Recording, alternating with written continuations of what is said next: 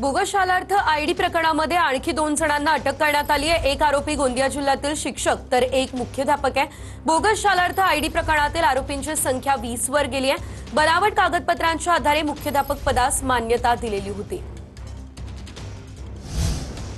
तर इचलकरंजी या ठिकाणी राजकीय वादातून 2 गटांमध्ये तुफान हाणामारी झाली आहे। शहापूर पोलीस ठाण्यामध्ये परस्पर विरोधात गुन्हे दाखल झाले।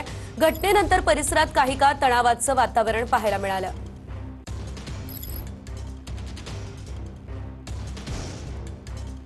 बातमी नाशिकमधून आहे। नाशिक जिल्हा रुग्णालय आवारात पोलिसांकडून वकिलाला मारहाण झाल्याचा आरोप आहे। जिल्हा न्यायालयाबाहेर वकील संघटनेकडून पोलिसांविरोधात निदर्शनं केली जात आहे। मारहाण करणाऱ्या पोलिसाला निलंबित करून तात्काळ अटक करण्याचीही मागणी केली जाते।